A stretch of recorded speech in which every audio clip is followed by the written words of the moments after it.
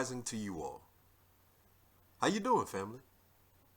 This is your host, SunOfPharaoh, and I am back again for another episode of We Meditate.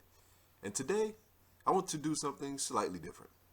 I want to get back into the instruction modality to help us all become a little bit more spiritual and a little bit more conscious. And so for today's episode, I want to talk about becoming a light being. Now, being a light being in the spiritual community can take on many, many different interpretations and many different ways of expression. However, the core or the essence of that meaning is to literally have light beaming inside of your body and light beaming inside of your mind. And so many of us may take that for granted in our spiritual experience, and essentially many of us may go down different roads for our spiritual path, but we always may forget about the practicalities of light.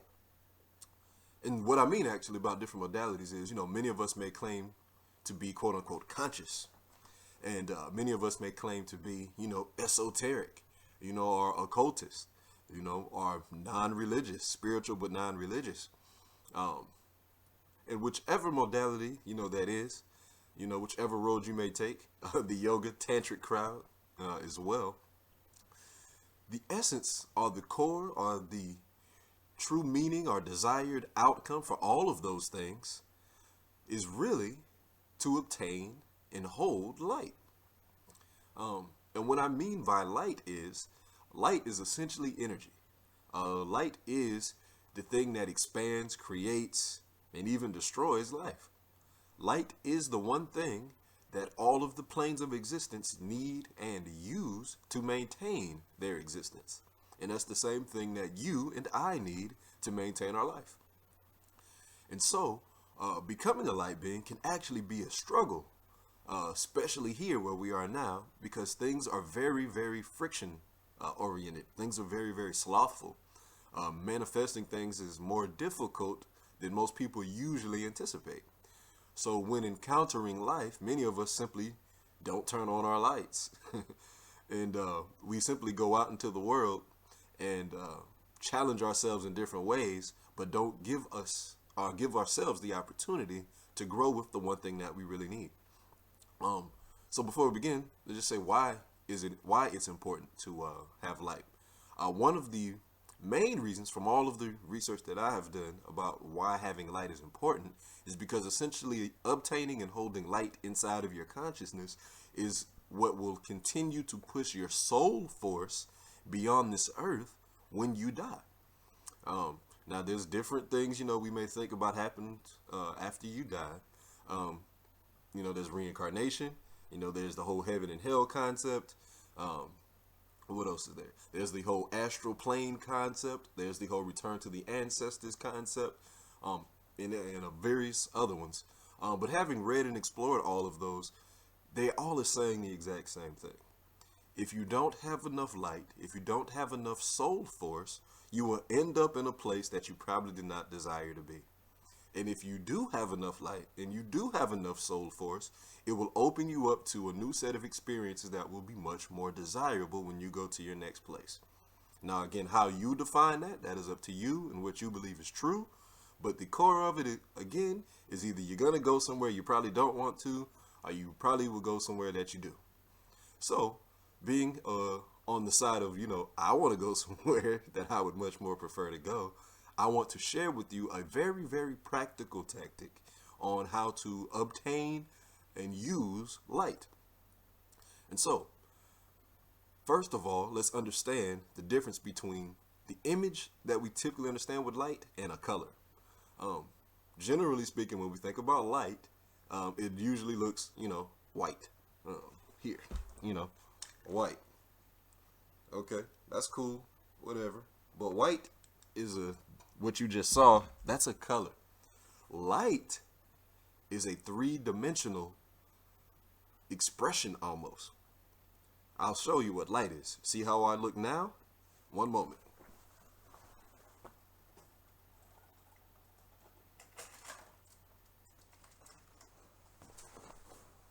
Now, Look on this side of my face.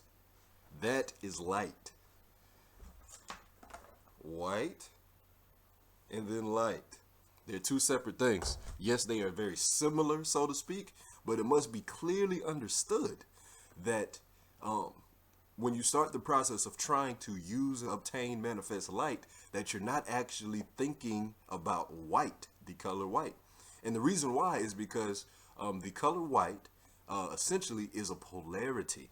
You know, you have the Roy G. Biv rainbow, red, orange, green, yellow, blue, indigo, violet, and then the two poles, black and white, and then the, you know, ultraviolet and the radio waves. But when you talk about or think in your meditations and in your mind and see the color white, you're actually shifting your consciousness to the polarity of white, or the polarity of positivity. Now, one may say, well, what's wrong with that? Why would I not want to shift my, you know, consciousness towards, you know, positivity?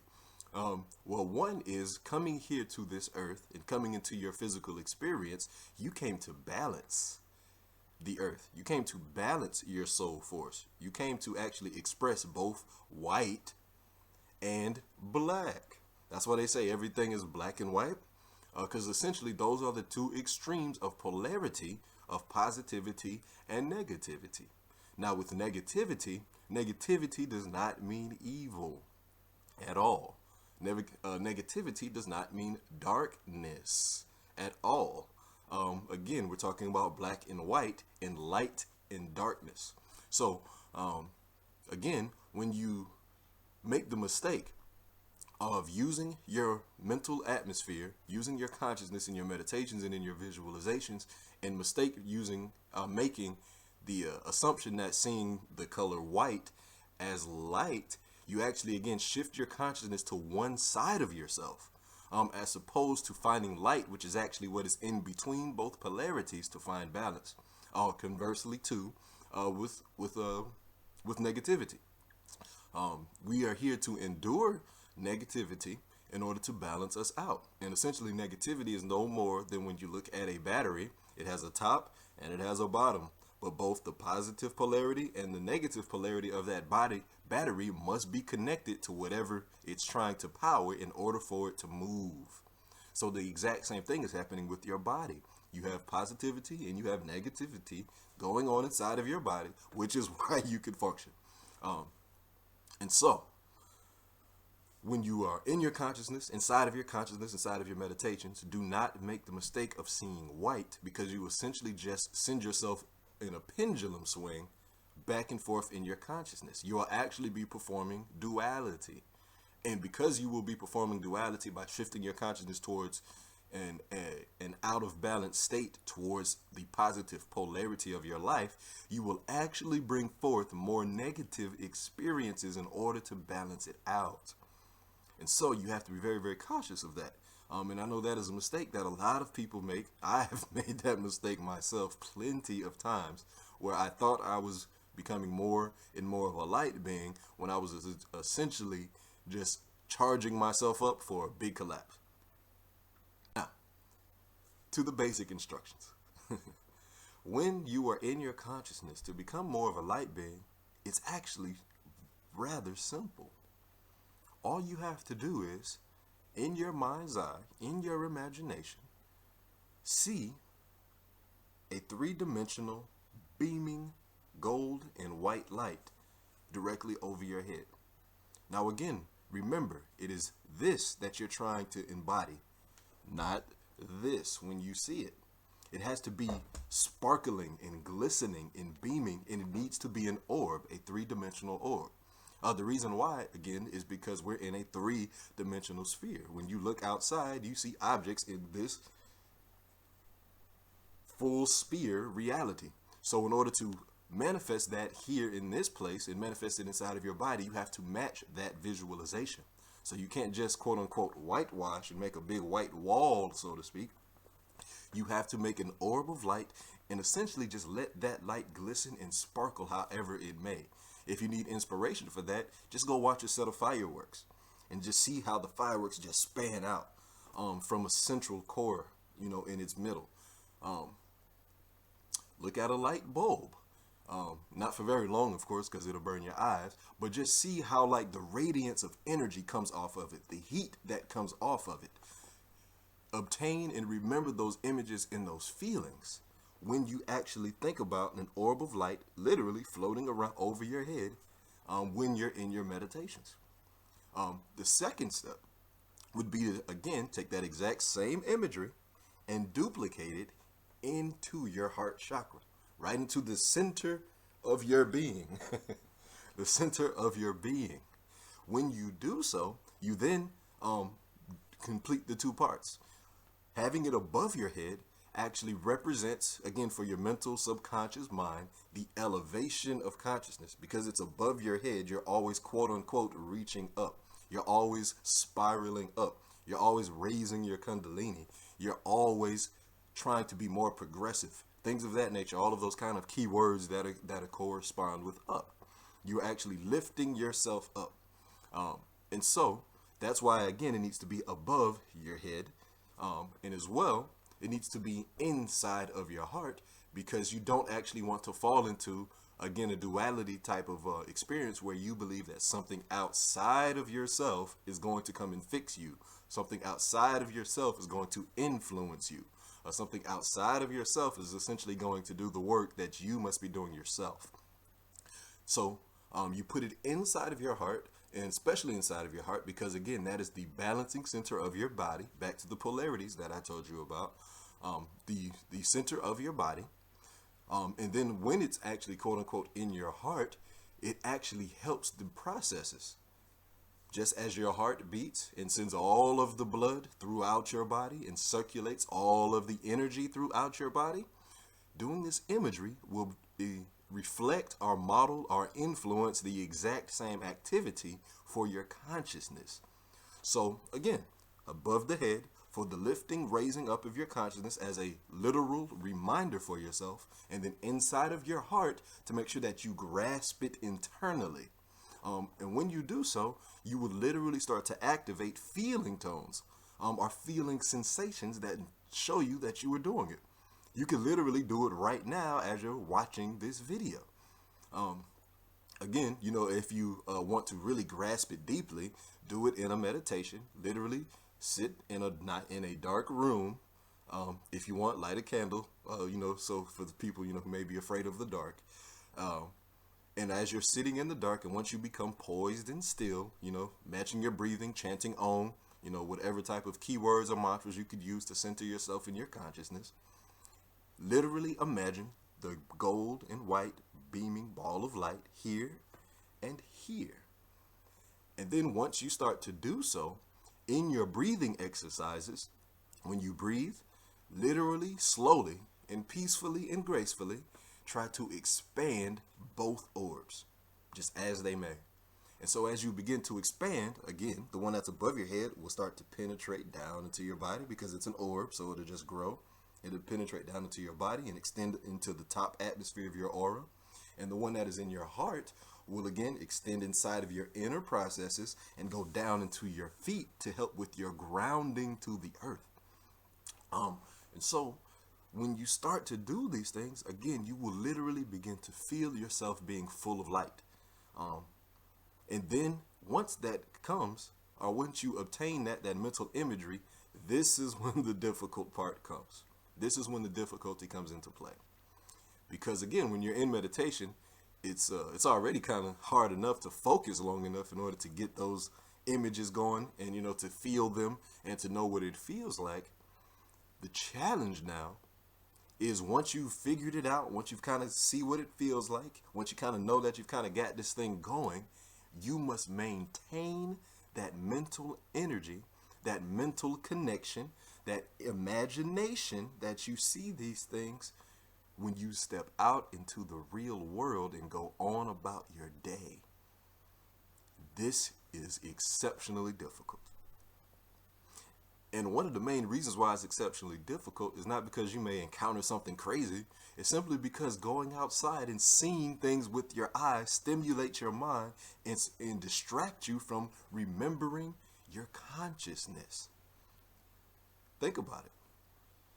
or simply just try it. Like I say now in this video, try to concentrate hard enough to see two beaming orbs of light, glistening orbs of light while you're watching me.